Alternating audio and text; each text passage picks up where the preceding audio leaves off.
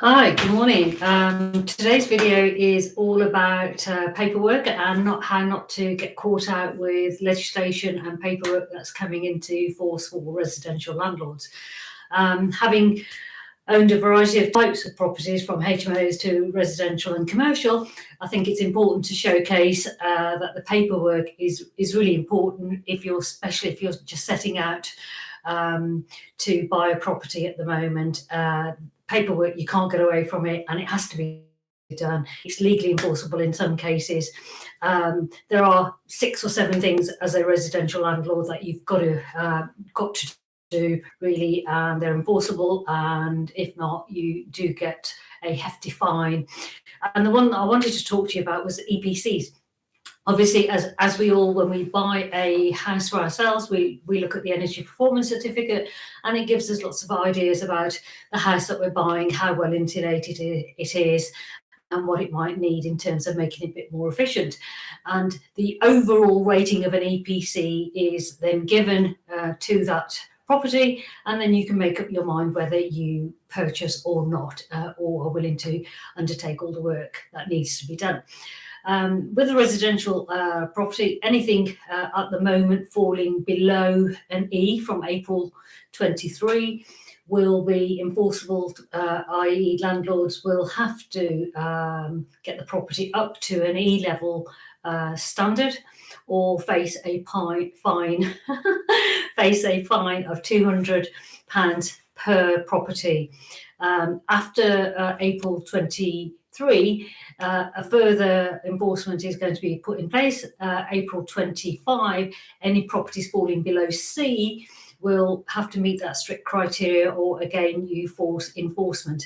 So I would say to you is, going back to our earlier videos, is keep an eye out for properties that are meeting the criteria at the moment, or don't be disillusioned and don't not put enough money aside to make sure you do meet that criteria, because there's no way around it. You will be fined if you don't meet that criteria. So going back to the maintenance video, really important, keep your properties well maintained, because if you are going to eventually sell them as well, you will have to meet the minimum criteria on your EPC again.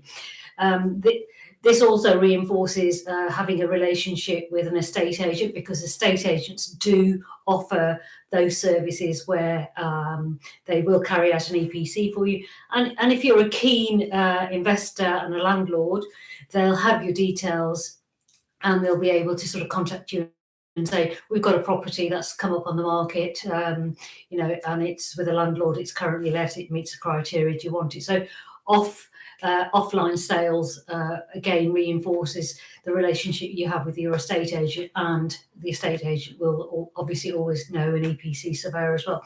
So I think if you're a savvy investor, a well-established investor, then obviously the situation is going to be slightly different. You're going to be able to have economies of scale to hand and call upon trades to help you with your refurbishments and maintenance of the property. However, if you are a person who's just thinking of setting up or buying your first property, I would say make sure you've got contingency, and then you've got a contingency for your contingency, because when a boiler goes or the insulation isn't sufficient, these aren't small amounts of money for rectification. So make sure you've got that sort of in hand. The other thing I wanted to ask you is if you like the videos and the sort of sound bites that I'm doing at the moment, because these are all my experiences, and I would really say to you, everything I say, just make sure you check it out and do your own research. If you could subscribe, that would really help me considerably. And anybody who subscribes can then ask for some downloads on our templates, because we've got hundreds of templates, from quality manuals to Excel spreadsheets about return on investment. So if you do subscribe, you can have access to those. And also for next week, we're going to be talking about HMOs, do's and don'ts about HMOs. We used to have a HMO, and we disposed of that HMO, and I'm hoping to get a guest landlord on to say why he got out of the HMO business also. So hopefully we'll see you again next week. So please do like the video and subscribe, and carry on sending those questions either through text or email. So I'll see you soon. Take care. Bye.